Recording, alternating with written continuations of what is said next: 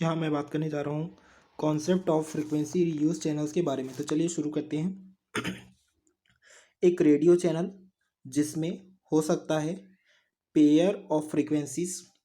एक फ्रीक्वेंसीज होगा प्रत्येक डायरेक्शन ऑफ ट्रांसमिशन के लिए, जो कि यूज़ किया जाएगा फुल डुप्लेक्स ऑपरेशन के लिए। एक रेडियो चैनल में हो सकता है पेयर ऑफ फ्रीक्वेंसीज प्रत्येक डायरेक्शन के लिए ऑफ ट्रांसमिशन के लिए, जो कि यूज़ किया जाएगा फुल डुप्लेक्स ऑपरेशन के लिए। तो इसमें क्या हो सकता है, इसमें हो सकता है पर्टिकुलर रेडियो चैनल जिसे हम नाम दे सकते हैं F1, जिसे यूज़ किया जाएगा एक जियोग्राफिक जोन में कॉल करने के लिए। और यह जो F1 होगा यह एक जियोग्राफिक जोन में होगा जो कॉल करेगा एक सेल को, जिस सेल का नाम हो सकता है C1। उसका एक कवरेज रेडियस हो सकता है R। इस कवरेज रेडियस R को यूज़ किया जा सकता है किसी दूसरे सेल में सेम कवरेज रेडियस के साथ D डिस्टेंस की दूरी पे। यानी कि हम यह कह सकते हैं कि एक रेडियो चैनल जिसका नाम F1 है, उसे यूज़ किया जा रहा है एक जियोग्राफिक जोन में कॉल करने के लिए एक सेल को जिसका नाम C1 है। C1 का कवरेज रेडियस R है। इसे यूज़ किया जा सकता है किसी दूसरे सेल के साथ सेम कवरेज रेडियस पे D डिस्टेंस की दूरी पे। फ्रीक्वेंसी रीयूज़ एक कोर कॉन्सेप्ट है सेलुलर मोबाइल रेडियो सिस्टम का। इस फ्रीक्वेंसी रीयूज सिस्टम में यूज़र्स जो होते हैं वो डिफरेंट जियोग्राफिक लोकेशंस यानी कि डिफरेंट सेल्स पे हो सकते हैं। वे यूज़ कर सकते हैं सेम फ्रीक्वेंसी चैनल को, जैसा कि हम आपको दिखा रहे हैं इस डायग्राम में। तो देखिए यहाँ पर क्या है, इसके अकॉर्डिंग जो डी डिस्टेंस वो है, सबसे पहला है 3.46 KR और यहाँ पर K की वैल्यू 4 है, यानी कि यहाँ पर 4 सेल्स हैं। नेक्स्ट है 4.6 R, K = 7, यानी कि यहाँ 7 सेल्स हो सकते हैं। 6 R यानी कि यहाँ 12 सेल्स हो सकते हैं। और 7.55 R यानी कि इसमें 19 सेल्स हो सकते हैं। और यहाँ पर आप देख सकते हैं कि दो डिफरेंट सेल्स हैं और उनके बीच का रेडियस दर्शाया गया है। फ्रीक्वेंसी रीयूज सिस्टम इंक्रीज कर देता है स्पेक्ट्रम की एफिशिएंसी को, लेकिन यदि सिस्टम को प्रॉपरली डिज़ाइन नहीं किया गया है तो सीरियस इंटरफेरेंस हो सकता है। इंटरफेरेंस होने का कारण यह है कि common use of the same channel होता है। इसे कहा जाता है को चैनल इंटरफेरेंस। और कॉन्सेप्ट ऑफ फ्रीक्वेंसी रीयूज में यही सबसे बड़ा मेन कंसर्न है। Frequency reuse scheme. Frequency reuse concept use किया जा सकता है टाइम डोमेन में और स्पेस डोमेन में। फ्रीक्वेंसी रीयूज टाइम डोमेन में जब होता है तब उससे क्या होता है, ऑक्यूपेशन होता है of the same frequency different time slot में। इसे कहा जाता है time division multiplexing.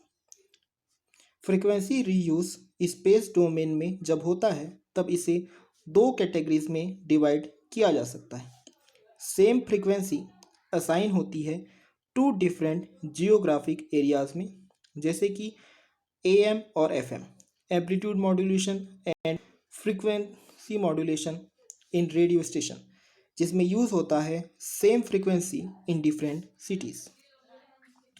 Same frequency लगातार यूज़ किया जा सकता है एक सेम जनरल एरिया में एक सिस्टम में। यह स्कीम यूज़ की जाती है सेलुलर सिस्टम्स में। बहुत सारे को चैनल सेल्स हो सकते हैं सिस्टम में। Total frequency spectrum allocation divided होता है इनटू के फ्रीक्वेंसी रीयूज पैटर्न, जैसा कि दिया गया है इस डायग्राम में, जहाँ पर K4, 7, 12 एंड 19। देखिए आप देख सकते हैं कि के इक्वल 4 के लिए जो सेल्स हैं उनका रीयूज़ किया गया है। जैसे यहाँ पर आप देख सकते हैं 1 का रीयूज़ यहाँ पर किया गया और 1 का रीयूज़ यहाँ पे किया गया है। सेम इस 2 का यूज़ यहाँ पर किया गया है और अगेन इस 2 का यूज़ यहाँ पर किया गया है। और उसी तरीके से 3 का और अगेन 3 का, फिर 4 का और 4 का, इस तरीके से रीयूज़ किया गया है। और आप देख सकते हैं जब k इक्वल 7 हो जाता है तो यहाँ पर क्या हो जाएंगे, नंबर ऑफ सेल्स तो बढ़ गए। तो कौन कौन से यहाँ पर सेल्स का रीयूज़ हुआ, एक रीयूज़ हुआ 1 का यहाँ पर आप देख सकते हैं कि इस तरीके से मल्टीपल टाइम्स रीयूज़ हुआ है।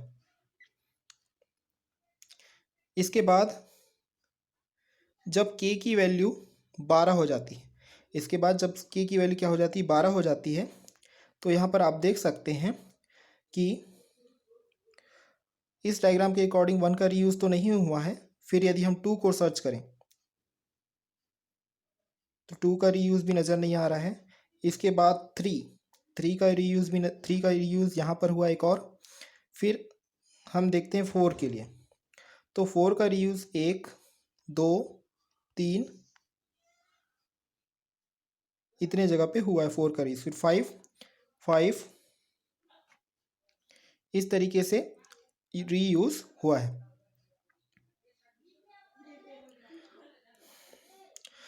यहाँ पर जैसे सेल्स का नंबर 1 2 3 4 लिखा हुआ है, उनको आप ABCD करके भी डिनोट कर सकते हैं।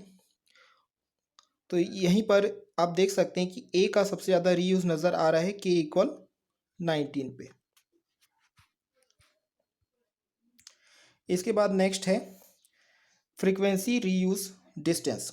अभी जो हमने ऊपर आपको डायग्राम दिखाया जिसमें A B 1 2 का यूज़ था, वो डायग्राम था सेल रीयूज़ पैटर्न का। अब हम बात करेंगे फ्रीक्वेंसी रीयूज़ डिस्टेंस के बारे में। ऐसा मिनिमम डिस्टेंस जो अलाउ करता है कि सेम फ्रीक्वेंसी को रीयूज़ कर सकते हैं, वह डिपेंड करता है बहुत सारे फैक्टर्स पे, जैसे कि नंबर ऑफ को चैनल सेल्स जो कि सेंट्रल सेल से नज़दीक होते हैं, type of geographical train and counter और एंटीना की हाइट और ट्रांसमिटेड पावर प्रत्येक सेल साइट पे। फ्रीक्वेंसी रीयूज डिस्टेंस को डिटरमाइन करने के लिए हम एक इक्वेशन लिख सकते हैं जहाँ पर के जो है फ्रीक्वेंसी रीयूज पैटर्न है। यहाँ पर आप देख सकते हैं डी इक्वल के इक्वल 4 के लिए जो रेडियस है वो है 3.46, के इक्वल 7 के लिए 4.6, के इक्वल 12 के लिए 6 और के इक्वल 19 के लिए 7.55। यानी कि सेम फ्रीक्वेंसी रीयूज पैटर्न के लिए अलग अलग रेडियस हुआ है। यदि सारे सेल साइट्स ट्रांसमिट करते हैं सेम पावर को, तब के इंक्रीजेस होता है और frequency reuse distance D increase हो जाता है। यह इंक्रीज डी रिड्यूस कर देता है इस चांस को कि को चैनल इंटरफेरेंस शायद होगा। थ्योरेटिकली एक लार्ज के हमें मिल सकता है, फिर भी total number of allocated channel fixed होता है। जब के बहुत ज़्यादा लार्ज होता है तब नंबर ऑफ चैनल जो असाइंड होते हैं टू ईच ऑफ केसेस यह स्मॉल हो जाते हैं। यह हमेशा ट्रू होगा कि यदि total number of channels in के सेल डिवाइडेड होगा, क्यों जैसे जैसे के इंक्रीज होगा और इससे इनएफिशिएंसी हो सकती है। सेम प्रिंसिपल अप्लाइज होगा स्पेक्ट्रम इनएफिशिएंसी के लिए।